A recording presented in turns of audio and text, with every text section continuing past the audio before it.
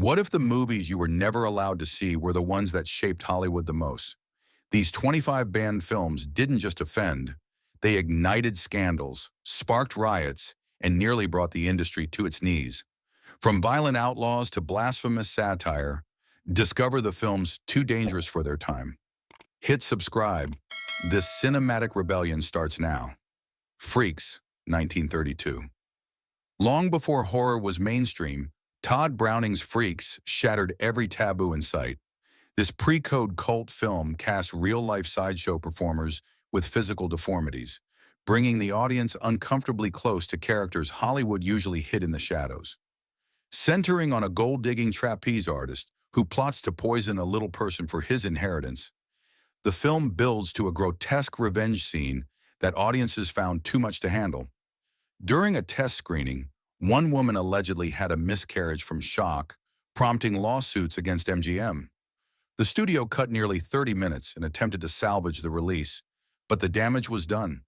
Banned in the UK for over 30 years and across several US cities, Freaks became a cautionary tale of artistic ambition gone too far. It flopped commercially and destroyed Browning's directing career, despite his prior success with Dracula. Critics decried the film as exploitative and tasteless, while others secretly admired its bravery in confronting society's discomfort with disability. But the 1960s counterculture rediscovered Freaks and embraced it as a symbol of outsider defiance. Today, it's hailed as a groundbreaking work that challenged Hollywood's beauty norms and exposed the industry's deep-rooted prejudices. Still, at the time of its release, Freaks was a film so shocking, it nearly ended an era. Song of the South, 1946. Walt Disney's Song of the South was meant to be a heartwarming musical blend of live action and animation, but its sanitized, idyllic portrayal of plantation life during the Reconstruction era sparked outrage almost immediately. The story centers on Uncle Remus, a cheerful black storyteller who entertains white children with Brer Rabbit tales. Yet critics and civil rights groups lambasted it for romanticizing slavery and reinforcing offensive racial stereotypes. Though the movie was technically set after slavery was abolished, its imagery, smiling sharecroppers, submissive black characters, drew strong condemnation from organizations like the NAACP and the National Negro Congress. James Baskett, who played Uncle Remus and won an honorary Oscar for his role, wasn't even allowed to attend the film's Atlanta premiere due to Jim Crow segregation laws. The film was effectively banned from theatrical re-releases in many countries, and Disney has never officially released it on home video in the United States. Despite its catchy Oscar-winning song Zip-a-Dee-Doo-Dah, Song of the South became an albatross around Disney's legacy. The controversy was so damaging that Disney tried to erase all traces of the film from its canon, culminating in the rebranding of Splash Mountain, which had originally been themed around the movie. Song of the South didn't just offend, it opened up a deep conversation about race in American film. In trying to play it safe, Disney ignited a scandal that nearly derailed its global image. The Devils, 1971. Ken Russell's The Devils may be one of the most banned and butchered films in cinema history, a harrowing tale of religious hysteria and political corruption set in 17th century France. It tells the story of Urbain Grandier, a priest accused of witchcraft after resisting church control. What made this film explosive wasn't just its narrative. It was the graphic violence, sexual content, and sacrilegious imagery that came with it. The infamous Rape of Christ scene, where nuns experience violent, erotic hallucinations involving religious icons, shocked even seasoned filmgoers. The British Board of Film Classification demanded extensive cuts, and several countries, including Finland and Italy, banned the film outright. The United States gave it an X rating, forcing Warner Brothers to disown the project quietly. Russell won Best Director at the Venice Film Festival, but the film was pulled from circulation for decades. In Britain, it wasn't until 2001 that a nearly complete version was screened. The Devils became a symbol of censorship gone wild, and its suppression only fueled its cult status. This movie didn't just push boundaries, it obliterated them. It haunted careers, enraged religious institutions, and made studios terrified of bold religious satire. To this day, The Devils remains a searing example of what happens when film and faith collide. The Texas Chainsaw Massacre, 1974. Few films conjure visceral dread like Tobe Hooper's The Texas Chainsaw Massacre. What's remarkable is that despite its gruesome reputation, the film features minimal gore. Still, its bone-chilling atmosphere, nightmarish visuals, and disturbing sound design made audiences believe they had witnessed something unholy. Following a group of friends hunted by a chainsaw-wielding maniac and his cannibalistic family, the movie was marketed as a true story to heighten its horror. It was banned in the UK, Sweden, Brazil, and Australia, accused of glorifying sadistic violence. Hooper had originally hoped for a PG rating, but what he received was international condemnation and censorship. Despite, or because of, its notoriety, the Texas Chainsaw Massacre became a massive success, grossing over $30 million on a $140,000 budget. It birthed the slasher genre, inspired countless knockoffs, and earned a spot in the Museum of Modern Art's film archive. It also triggered debates about artistic responsibility and the psychological effects of horror. Banned or not, it proved that independent cinema could outshine the studios and terrify them in the process. The Last Temptation of Christ, 1988. Martin Scorsese's The Last Temptation of Christ was less a film than a powder keg. Based on Nikos Kazantzakis' controversial novel, it portrayed Jesus not only as divine, but deeply human, subject to doubt, fear, and sexual temptation. One sequence imagines him descending from the cross to live a normal life with Mary Magdalene, which inflamed religious groups worldwide. Protests erupted across the US and Europe. In Paris, a theater showing the film was firebombed. Countries like Singapore, Turkey, and the Philippines banned the film outright. Religious leaders decried it as blasphemy, and Scorsese received death threats. Despite, or because of, the uproar, the film earned Scorsese critical acclaim and nominations for Best Director. Willem Dafoe's portrayal of Christ was seen as vulnerable and real, challenging decades of sanitized biblical storytelling. The film's legacy is immense. It proved that even sacred narratives could be reimagined through a human lens. But it came at a cost. The Last Temptation of Christ tested the limits of religious tolerance in cinema and left scars on the industry's relationship with faith-based audiences. A Clockwork Orange, 1971. Stanley Kubrick's A Clockwork Orange is a masterclass in provocation. Adapted from Anthony Burgess's dystopian novel, it follows Alex DeLarge, a sociopathic teen whose love of violence, Beethoven, and ultraviolence gets him imprisoned and subjected to experimental psychological reprogramming.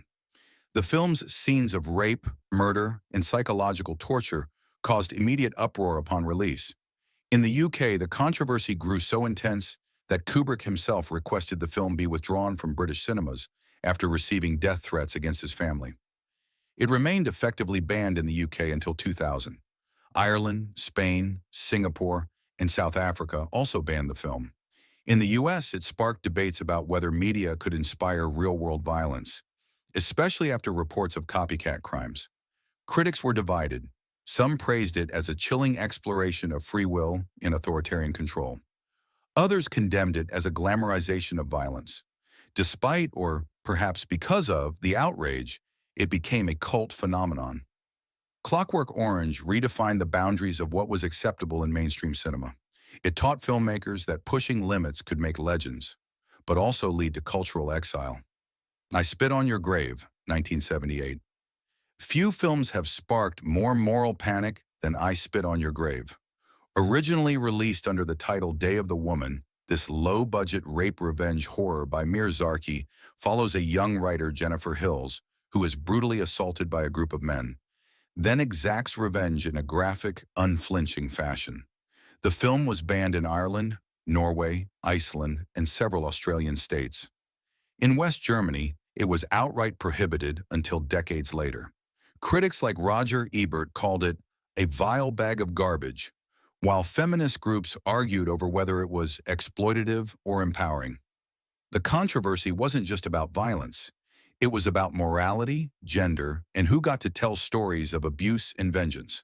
The film's raw, grim tone didn't offer the polished, cathartic revenge arc of other exploitation films. It forced viewers to sit in the discomfort, and that made it unbearable for many. Despite, or because of, its notoriety, the film spawned a remake and sequels, and it remains a touchstone in debates about violence, consent, and cinematic ethics. Bonnie and Clyde, 1967. Bonnie and Clyde changed the face of American cinema, and not everyone was ready. Starring Warren Beatty and Faye Dunaway, the film tells the story of the infamous Depression-era bank robbers. But what made the movie shocking wasn't just its subject. It was the explicit violence and stylized, romanticized portrayal of criminal antiheroes. The final shootout was so bloody and realistic that it stunned audiences. Critics at the time were divided. Some condemned it for glorifying murder. Others hailed it as groundbreaking. It was banned in several countries, including South Korea, and heavily censored in others due to its violent content. Religious and moral watchdogs accused the film of contributing to cultural decay, but Bonnie and Clyde became a box office smash and a symbol of the rebellious counterculture. It inspired a wave of films that embraced gritty realism and blurred the line between heroes and villains. More than just a movie, it marked the end of the sanitized studio era and ushered in New Hollywood. Bonnie and Clyde proved that controversy could be both commercially and artistically revolutionary. The Outlaw, 1943. Howard Hughes knew how to stir the pot, and The Outlaw was his most scandalous gamble. Marketed with an obsessive focus on Jane Russell's cleavage, the Western barely pretended to be about Billy the Kid. Instead, Hughes used Russell's image to inflame moral sensibilities, plastering billboards with provocative poses that dared censors to intervene. And they did. The Production Code Administration initially refused to approve the film due to indecency. Hughes made minor edits but doubled down on scandal, treating the censorship battle like a promotional campaign. The film was released in some cities and banned in others, creating a buzz that only grew louder. By the time it finally received wide distribution in 1946, 3 years after completion, the public curiosity was so intense that it became a hit. It wasn't the story or the performances that drew crowds, it was the scandal. The Outlaw didn't just flirt with censorship, it waged war on it. Hughes proved that controversy could be monetized and that moral outrage was often a studio's best friend. Cannibal Holocaust, 1980. There are disturbing films, and then there's Cannibal Holocaust. Directed by Ruggero Deodato, this Italian exploitation shocker masqueraded as found footage from a missing documentary crew who encounter a violent tribe in the Amazon. What pushed it over the edge wasn't just the graphic violence, it was the real killing of animals on screen and the documentary-style realism. The film was banned in more than 50 countries, including the UK, Australia, New Zealand, and Norway. Italian authorities arrested Deodato shortly after the premiere, believing he had made a snuff film. He had to produce the actors alive in court to prove otherwise. The film's disturbing realism led to a temporary ban even in the United States. The animal cruelty scenes, including a live turtle being gutted, remain controversial. Activists, critics, and film historians continue to debate whether its message against Western media exploitation justifies its brutality. Cannibal Holocaust wasn't just a movie, it was a line in the sand. It tested the outer limits of artistic freedom and morality, and its ripples still affect how horror is made and marketed today. Midnight Cowboy, 1969. When Midnight Cowboy premiered, few could have predicted it would win the Academy Award for Best Picture, especially as the first X-rated film to ever do so. The story follows Joe Buck, a naive Texan who heads to New York to become a gigolo, and forms a strange, touching friendship with a sickly con man, Ratso Rizzo. But its unfiltered depictions of male prostitution, same-sex encounters, and urban squalor shook Hollywood to its core. Religious groups and conservative critics called the film immoral, filthy, and subversive. The Catholic Legion of Decency rated it morally offensive. The X rating initially limited its distribution, and some theaters outright refused to show it.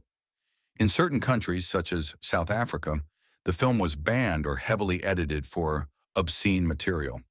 Despite this, or perhaps because of it, Midnight Cowboy became a commercial and critical success.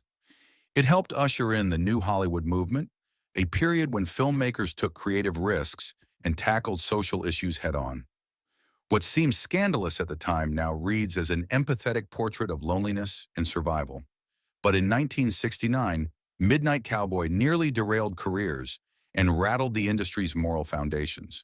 Triumph of the Will, 1935. Leni Riefenstahl's Triumph of the Will is a cinematic paradox, hailed as one of the most technically brilliant documentaries ever made and condemned as one of the most dangerous. Commissioned by Adolf Hitler, the film chronicles the 1934 Nazi Party Congress in Nuremberg. Through sweeping aerial shots, rhythmic crowd choreography, and glowing close-ups of Hitler, it glorifies fascism with chilling efficiency. The film was banned in post-war Germany and several European nations for promoting Nazi ideology. It remains illegal to screen publicly in Germany to this day, unless in an educational context. Even film schools often tread lightly with it. Riefenstahl insisted she was simply an artist documenting history, but critics viewed her film as masterful propaganda. Roger Ebert once called it the most successful propaganda film ever made. Triumph of the Will demonstrated how cinema could manipulate emotion, aestheticize ideology, and indoctrinate the masses, all without a single word of criticism or dissent. Though banned and reviled, its influence on film technique is undeniable. It also served as a stark reminder that even beautiful images can carry monstrous messages. The Last House on the Left, 1972. Before Wes Craven gave us Freddy Krueger, he made something far more disturbing, The Last House on the Left.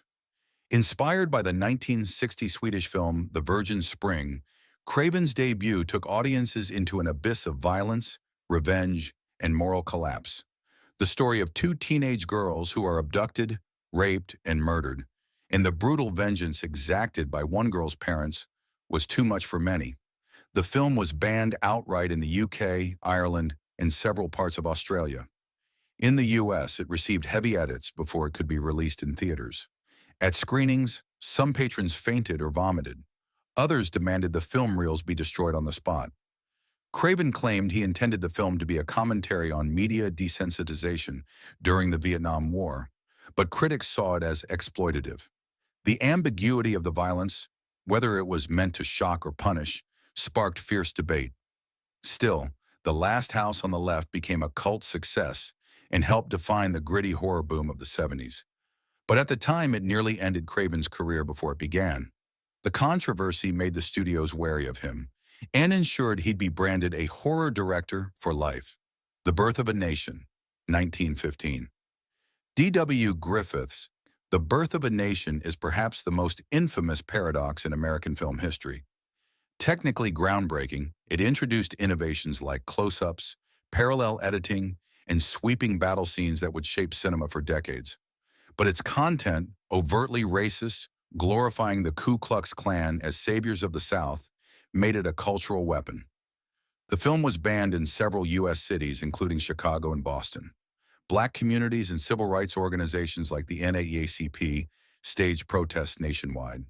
In many parts of the world, the film's promotion of white supremacy led to restricted or blocked screenings. Despite the backlash, the movie was a massive hit. President Woodrow Wilson allegedly called it like writing history with lightning, though this quote remains debated.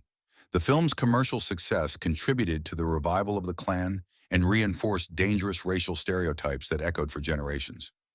Griffith's later film Intolerance was meant as a rebuttal to critics, but it was too late. The Birth of a Nation showed how film could legitimize hate. Its legacy remains forever stained, even as it helped define the language of cinema. Dirty Harry, 1971. Clint Eastwood's Dirty Harry wasn't just a cop movie, it was a cultural lightning rod. The film follows Inspector Harry Callahan, a San Francisco detective who hunts a serial killer while bending, or outright breaking, the law. The character's brutal tactics and famous line, "Do I feel lucky? Well, do ya, punk?" made him an icon in a controversy. In Finland, the movie was banned in 1972 due to concerns it glorified police brutality and might incite vigilante behavior. The ban was only lifted a year later after edits. Critics in the U.S. called the film fascist, claiming it celebrated authoritarian violence.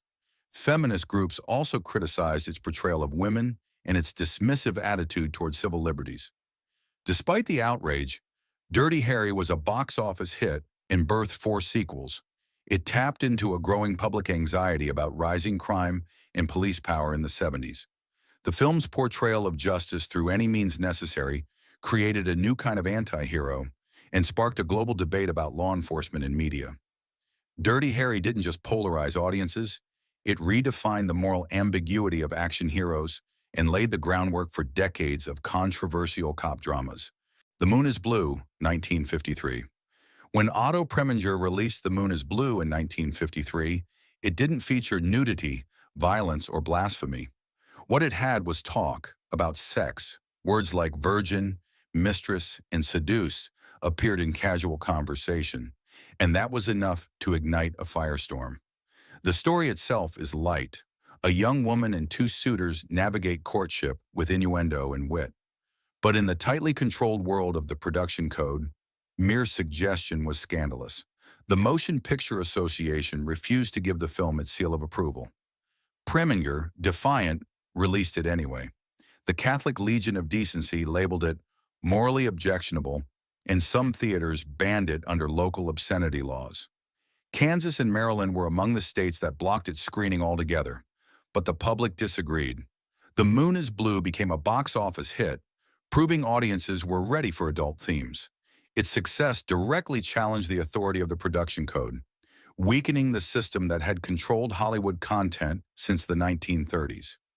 More than a romantic comedy, The Moon is Blue became a turning point. It showed that American cinema was changing, and that mature conversations about relationships didn't have to be cloaked in metaphor. Scarface, 1932. Before Pacino's coke-fueled Tony Montana shocked the 80s, there was Paul Muni's snarling gangster in Howard Hawks' original Scarface. Loosely based on Al Capone, the film was dripping with bullets, bootlegging, and blood. A raw, unflinching portrait of organized crime during Prohibition. It was so brutal and glorified violence so openly that it rattled censors to their core. Italian-American groups protested the portrayal of ethnic stereotypes, and several U.S. states flatly refused to allow the movie to screen. In response to the backlash, the studio reluctantly added a subtitle, Scarface, The Shame of the Nation, and shot an alternate ending where the gangster dies in disgrace instead of defiance. Producer Howard Hughes, however, wasn't having it. Furious at the censorship, he pulled the film from circulation for years. It only re-emerged in its original cut long after Hughes's death, when attitudes toward violence in film had changed. Scarface helped usher in the Hays Code in 1934, a strict set of guidelines that would censor Hollywood for decades. The film didn't just scare audiences, it scared the industry into policing itself. Life of Brian, 1979. Monty Python's Life of Brian was never meant to mock Jesus, but that didn't stop the backlash. The comedy group's satire followed Brian Cohen, a man born on the same day as Christ who was repeatedly mistaken for the Messiah. The film skewered blind faith, groupthink, and religious bureaucracy, but not religion itself. That nuance was lost on protesters. Religious groups around the world called it blasphemous. The film was banned in Ireland, Norway, parts of Canada, and several UK towns. One advertisement even bragged, "So funny it was banned in Norway." Despite the bans, or perhaps because of them, Life of Brian became a massive hit. It highlighted how fear of offense can silence satire, even when the target isn't faith but fanaticism. The film's success, despite being labeled heretical, marked a shift in how religion could be critiqued in media. It also proved that controversy could fuel popularity. Sometimes what offends the few entertains the many. The Great Dictator, 1940.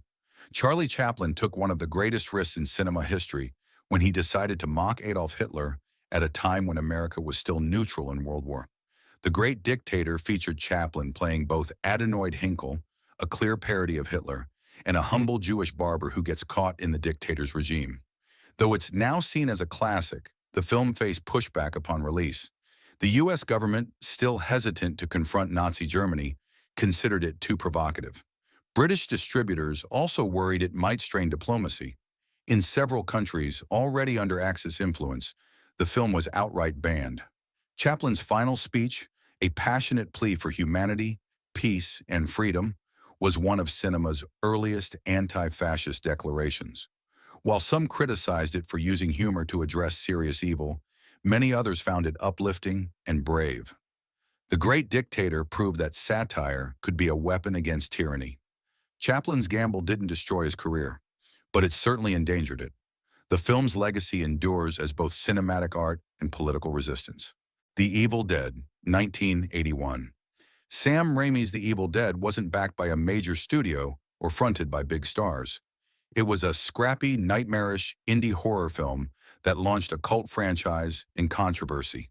5 college students in a remote cabin accidentally awaken ancient demons via a tape recorder and a sinister book, unleashing a whirlwind of gore, possession, and body horror. The graphic violence and disturbing scenes, including the infamous tree assault, led to bans in Finland, Singapore, Ukraine, and parts of the UK. It was labeled a video nasty during Britain's moral panic over horror VHS tapes in the 1980s. Despite the bans, the movie spread like wildfire through underground networks. Critics were split.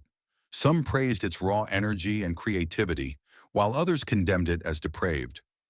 Raimi himself later admitted regrets about the tree scene, acknowledging it went too far. But what began as a banned exploitation flick ended up redefining horror. The Evil Dead proved that low-budget, boundary-pushing cinema could shake the foundations of genre filmmaking and still rise from the grave. Straw Dogs, 1971. Sam Peckinpah's Straw Dogs is less a thriller and more a slow descent into moral decay. It follows a quiet mathematician who moves with his wife to rural England, only to face escalating hostility from locals. But what truly sparked outrage was the film's ambiguous depiction of sexual assault, particularly a controversial scene where the wife appears to shift from resistance to arousal. This sequence triggered furious debates about consent and representation. Feminist groups worldwide condemned the film, and critics accused Peckinpah of glamorizing rape. The UK banned it for years, and it faced cuts or outright prohibitions in Ireland, Australia, and several Scandinavian countries. Despite, or perhaps because of, the backlash, Straw Dogs became a defining work in the debate over screen violence and gender roles. Peckinpah defended the film as an exploration of latent male aggression and societal repression. Whether seen as a brutal masterpiece or a dangerous provocation, Straw Dogs proved one thing. When a film forces audiences to question their own moral boundaries, it can either break the rules or break the system. The Man with the Golden Arm, 1955. In an era when Hollywood refused to even utter the word addiction, Otto Preminger's The Man with the Golden Arm shoved it front and center. Frank Sinatra stars as Frankie Machine, a jazz drummer struggling to stay clean after a prison stint for heroin use. It was raw, unflinching, and way ahead of its time. But the production code refused to approve it. No film before had dared to portray drug use so openly. Most theaters wouldn't show a movie without the PCA's seal, effectively banning it in many places. The Catholic Legion of Decency called it morally unacceptable. Preminger, undeterred, released it independently. The film shocked audiences but also earned widespread praise for Sinatra's haunting performance and Elmer Bernstein's urgent jazz score. It broke box office records and proved that censorship couldn't stop public interest in socially relevant stories. Eventually, the film's success helped dismantle the rigid production code itself. The Man with the Golden Arm didn't just open veins, it opened doors for every taboo topic that followed. The Wild Bunch, 1969. Sam Peckinpah's The Wild Bunch wasn't the first violent Western, but it was the first to make it beautiful. Featuring aging outlaws in a changing world, the film turned violence into an art form through slow-motion shootouts, blood-spattered frames, and nihilistic tension. Its brutality was shocking for its time. The climactic massacre, an orgy of bullets and explosions, sparked moral outrage. The film received an NC-17 rating and was banned or heavily censored in Australia, Sweden, and other countries. Critics called it gratuitous and psychologically damaging, but Peckinpah defended the film fiercely. "Dying isn't fun and games," he said. He wanted viewers to feel the weight of violence, not just witness it. The studio nearly shelved the movie, fearing blowback. Instead, the Wild Bunch redefined the Western and inspired directors like Quentin Tarantino and John Woo. It challenged the romantic myth of the American frontier and replaced it with blood, grit, and bitter truth. It was a turning point for the genre and a gunshot to Hollywood's sanitized past. Citizen Kane, 1941. Orson Welles' Citizen Kane is now considered one of the greatest films ever made, but when it was released, it nearly vanished into obscurity. Loosely based on media tycoon William Randolph Hearst, the film follows the rise and emotional decay of Charles Foster Kane, a newspaper baron with a mysterious final word. Rosebud. Hearst, enraged by the portrayal, used his vast media empire to suppress the film. He banned any mention of it in his newspapers, blackmailed theaters that planned to screen it, and allegedly threatened to expose the Jewish backgrounds of Hollywood executives if they supported Welles. While not officially banned, Citizen Kane was suffocated. It was pulled from many theaters, denied Oscar consideration in key categories, and commercially stifled. Welles's career never fully recovered. He spent decades fighting for control and relevance. It took years for critics and audiences to rediscover the film's genius. Today, Citizen Kane is studied, revered, and referenced endlessly. But its initial suppression stands as a stark reminder. Sometimes power, not the people, decides what gets seen. The Exorcist, 1973. William Friedkin's The Exorcist wasn't just a horror movie. It was an event. Inspired by true events and steeped in Catholic theology, the film depicted a young girl possessed by a demon, spewing blasphemy, levitating and mutilating herself in front of horrified priests and audiences alike. The scene where Reagan stabs herself with a crucifix shocked even the most jaded viewers. Some fainted, others ran out of theaters, and reports of heart attacks made headlines. Religious leaders condemned the film, with some Catholic dioceses banning screenings. In the UK and parts of Latin America, it faced temporary bans or extreme age restrictions. Despite the backlash, The Exorcist became the highest-grossing R-rated film at the time and won 2 Oscars. It triggered national conversations about religion, media violence, and possession, even inspiring a wave of exorcism films in its wake. The film may have terrified censors, but it also proved something powerful. Horror could be intelligent, spiritual, and culturally seismic. It haunted a generation and shook the foundations of censorship itself. If you found this trip through Hollywood's Forbidden Vault fascinating, hit that like button, subscribe, and ring the bell. Which of these banned films shocked you the most? Let us know in the comments. Thanks for watching. Until next time, stay curious.